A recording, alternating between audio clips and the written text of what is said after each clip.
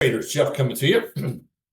I want to take a couple of minutes and show you a really quick strategy, what we call a 3-bar play, and the proper way to actually execute a 3-bar play. We did this on last Wednesday or so, and we made some pretty good bank on Costco. It's set up just perfectly here, and I'll explain a little more in detail why it's called a 3-bar play and what actually makes that thing tick. So hang with me for just a second, and I'll share with you all the details. Okay, so Costco, this is it's a high dollar stock. You can play with options or stock. We played this particular one with stock because you can adjust things down to 1 share, 10 shares, 20 shares, and not have to worry about one contract. Typically going just slightly out of the money for probably 30 days. You're going to pay probably $18 to $22 per contract. So it gives you more flexibility as long as you give it a wide stop, play nominal shares and go from there. So here's how it actually worked out.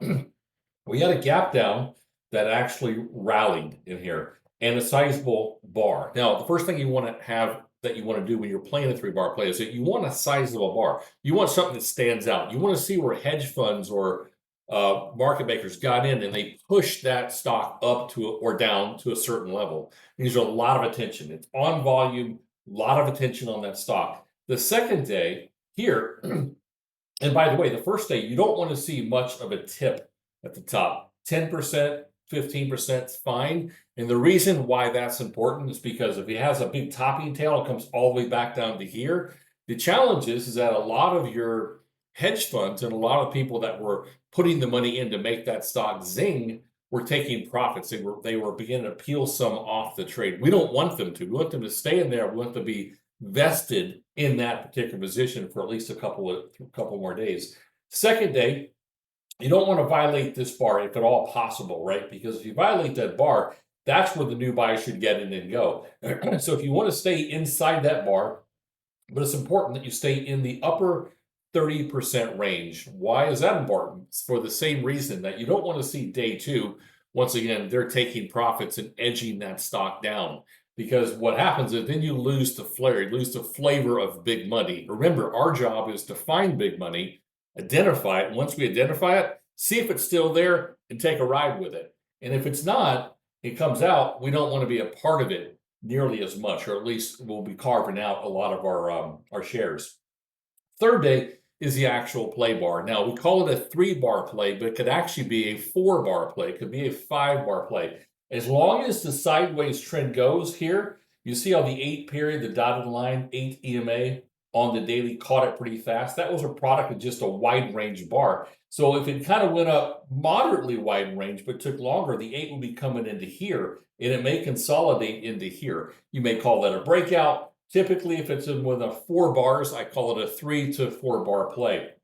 Once again, day 2, big money did not exit Costco. So day 2, and then day 3. Day 3, I informed our traders through our alert service at Full Throttle Traders to enter the nanosecond this thing breaks 967. And our stop in what it should be normally is the lower of the 2 bars. Now, I gave this a little bit more room because the 8 period just crossed the 50, and I gave it actually down to 950, just a little bit of room because Costco can be a $1.50 spreads with this type of size to it. We entered here, day 2 gapped up. Day 3 ran right up into this area. You see that supply was coming in at 93, the body of that area. You saw the candlesticks.